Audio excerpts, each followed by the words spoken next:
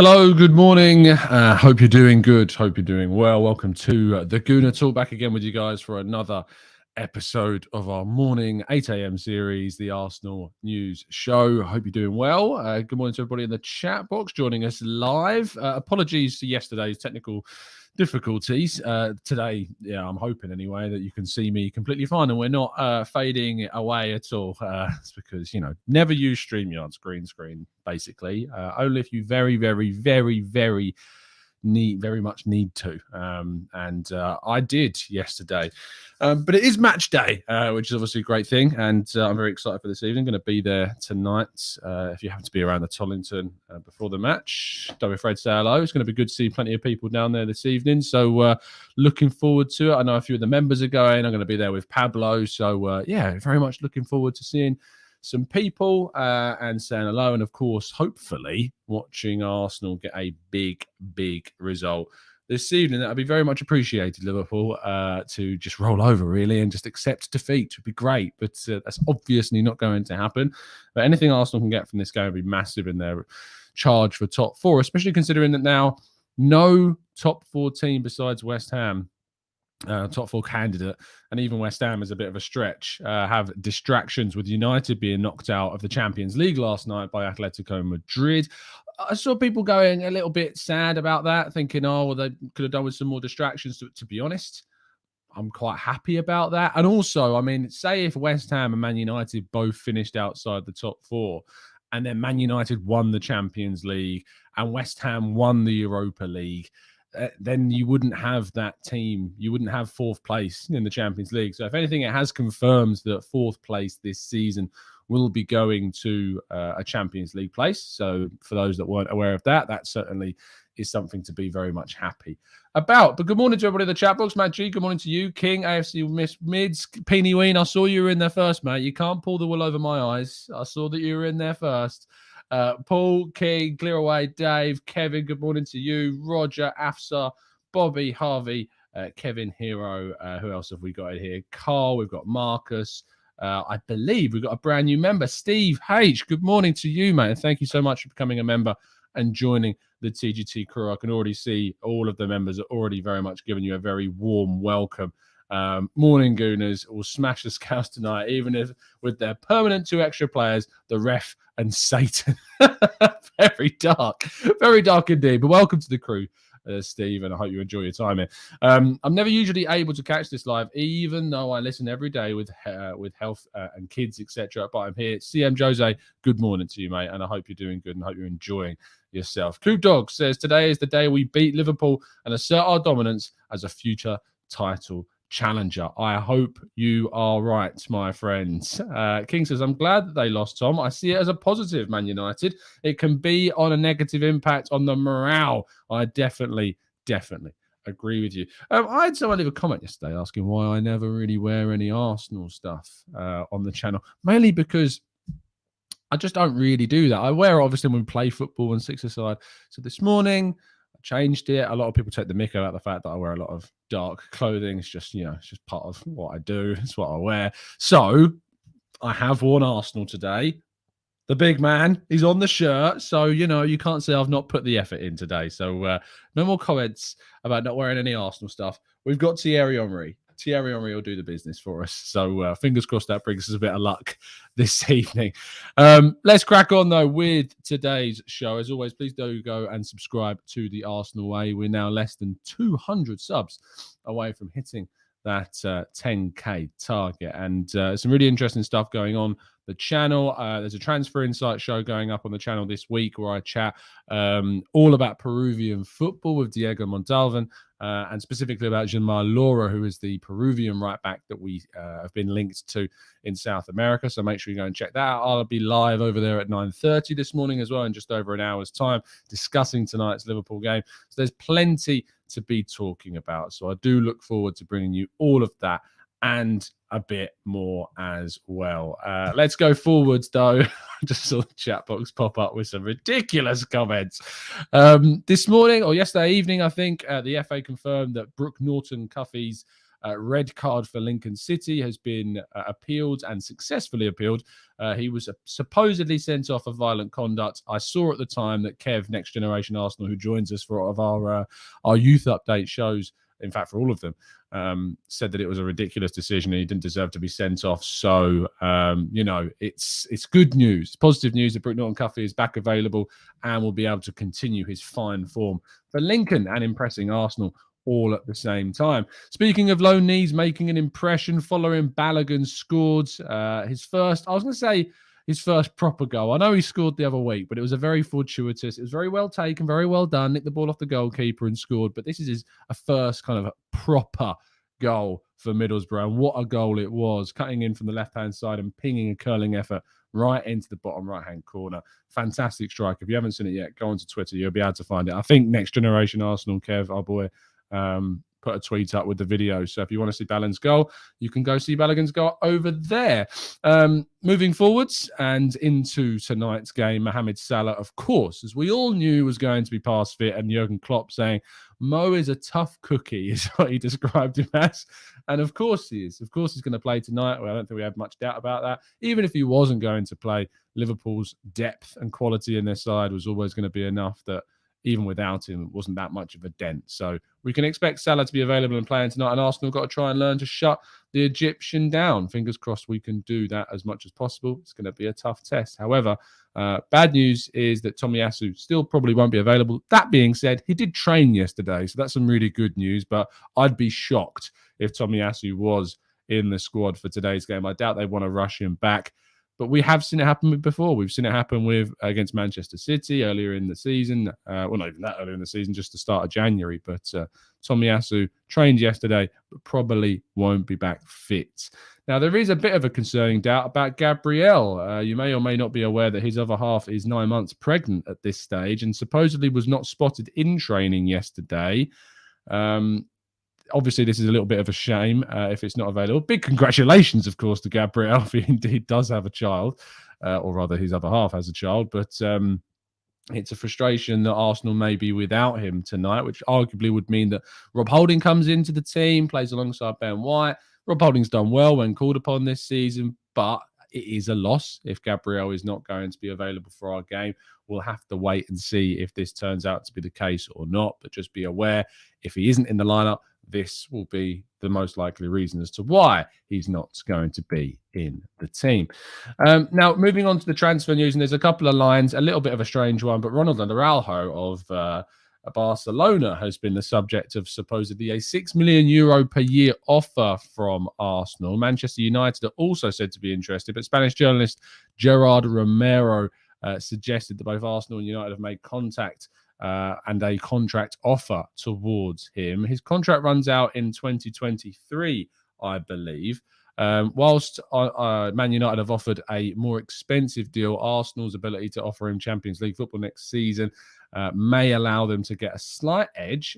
He currently has a £167 million release clause, which is obviously nowhere near what it would take. But the offers on the table are more than doubling his salary at Barcelona. It's an interesting link. For those that don't know, he's a centre-back that kind of was signed at a very young age, has come through, has certainly made his name at Barcelona, has improved gradually. I can't say that I know that he's going to be like better than what we already have, but he has impressed whilst in Barca. But with the players that they're bringing in, Eric Garcia is coming, of course. They've got Samuel Umtiti. They signed up to a brand new deal. Piqué is still there as well. And they'll be looking at signing centre-backs in the summer too. Possibly Arsenal are looking to add a little bit of depth. I did think they might move for a centre-back because I feel like the future of Rob Holding is uncertain. And we don't 100% know what's going to be happening with William Saliba. We hope that Saliba will be back next season and that he'll be fighting for a place in the team. But if not, Arsenal would need to be working on a backup. So Ronald Araujo is said to be that player that they may be looking to. And finally, the most strange story dropped yesterday evening. Arsenal linked to Eden Hazard. Yes, that's Eden Hazard from Real Madrid, former Chelsea. This is very odd. But according to Foot Mercato via Get French Football News, Arsenal are interested in signing Real Madrid winger Eden Hazard. I can't see this being realistic. I can't see it being real. It wouldn't fit in with what Mikel Arteta has been looking for in players. It wouldn't fit with what Arsenal are looking for themselves in players. But according to Foot Mercato, Arsenal are keen on signing former Chelsea and current Real Madrid former Eden Hazard, now 31. The Belgian Madrid's career has been difficult thanks to repeated injuries and a lack of form. However, Foot Mercato were told that he is not planning on leaving as it stands, but given the obstacles between him and the Madrid first team, which could increase if they get either of Kylian Mbappe or Erling Haaland, that doesn't mean that he couldn't be convinced of a move back to England. Chelsea would have been an obvious choice, Newcastle as well. But Arsenal looked to be probably the most accessible route back to Champions League football because Chelsea wouldn't be able to bring him in with the current sanctions on them. But this is still a very, very strange link and just one that I could not see happening at all. And maybe Real Madrid would be tempted to try and turn around and be like, look, we'll give you Hazard if we can have a certain Martin Odegaard back this season. But we would very kindly and politely be like, no, thank you, because we don't need Hazard at this stage. We don't need him. We don't want him. And it would make no sense for Arsenal to go and get him. So no thanks. 5-6 years ago, all day long. 10 years ago, even all day long, but not anymore. And that completes today's news. So if you have any questions to throw into the chat box, please make sure you do. And we'll go through as quickly and as many of those as possible.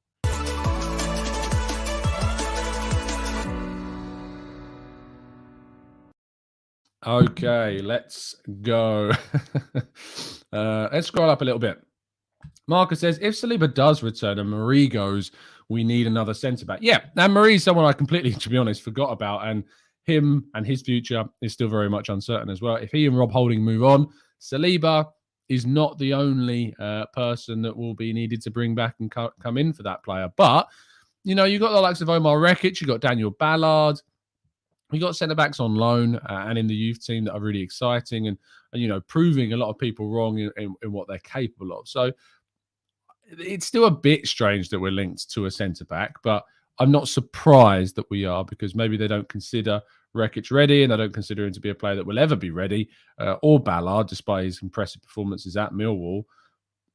But it's a player that we're linked to. But it doesn't obviously mean that it's true. But we do report these stories and let you know about how we feel about them. Sasha says, Hazard to Chelsea, Hazard to Arsenal. Surely he'd be going back to Chelsea. Oh, ha, ha, ha, ha, ha. Vinny, what's your favourite Marilyn Manson song? Does your short hair inhibit or enhance your headbanging? I mean, whilst I do wear dark clothing, I'm not a fan of heavy metal music. I'm sorry. Sorry to burst that bubble. It's all drum and bass for me. Eamon says, if Kieran Tierney goes to Real Madrid, how much money do you reckon that we would receive? I want him to stay. I think that we'd probably get somewhere in the region of 40-ish million pounds. I saw people commenting saying we shouldn't let him go for 70-odd million plus, but he isn't worth that in today's market. It's just not what he's worth. He's probably worth around the 40 to 50 million pound mark. 24-year-old, he's under a long-term contract. He's doing fairly well at a big club in the Premier League. 40 to 50 million pounds, I think, is what it would cost to get him. But I don't think I would accept that for Arsenal if Arsenal were to be proposed with that type of deal. Adam says, Tom, why aren't you wearing your new glasses? Because I don't do the glasses when I'm on the show because they reflect the light really badly. But the rest of the day, blue light glasses all day long. So, yeah, Adam, well spotted if you follow me on Twitter. But, yeah, blue light glasses, absolutely recommend them. Bulgarian Gooner says, if we are indeed looking for that type of player, would you take Podence? No, I wouldn't. I think he's of an age at 26 now, not scoring enough goals. There's not enough evidence that he's, you know, going to be reaching a certain level in the next couple of years when he's at his prime. I think there are better wide players that are younger that we could go out and probably get, to be honest. So, no, I wouldn't go for Podence. Lachlan says, are you worried about the club's desperate for a striker? It gives all the power to the seller. It absolutely does, but Arsenal need to be better in the market. They need to be able to try and convince these people to sign for Arsenal. Fingers crossed we can do that. Henry says, your thoughts on Darwin Nunez and also how the youth teams qualify for the UEFA Youth League. I'm pretty sure the youth teams qualify for the UEFA Youth League when their parent club qualifies. So I think if we qualify for the Champions League, Arsenal will have the ability to also enter through their youth team. So I'm not sure if that is 100% how it works, but I thought that it was. but don't quote me on that. But I'm pretty sure that was how it works. Darwin Nunez is a great talent, and he's going to be going for a huge fee in the summer. Lots of teams are going to be interested. Let's see where he ends up. But I'd be surprised if Arsenal weren't one of those teams that are interested. Manu says, there is a guy that you've probably heard of for years in the Pro League, and he reminds me a lot of Hazard, Yari Vesharan. Just got the number 10 shirt, and he'll probably move this summer. I thought he was a bit older than maybe, unless I'm thinking of completely someone else. Yari Vesharan, let's have a quick look. Oh, he's 20. Who am I thinking of? I'm sure there's someone else who begins with V, as Belgian international that I've been thinking of for who's not. But currently playing for Anderlecht. He's got 7 goals, 4 assists in 30 league games, 2 in the UEFA Champions League, UEFA Conference League. Yeah, qualifiers, 2 goals in 4 games and an assist, and 2 assists in what I believe to be the cup competition as well. Good season for a 20-year-old, one to keep an eye on. But I've not heard of him, Manu. No, sorry, not heard of him at all. One to keep an eye on, though, that's for sure.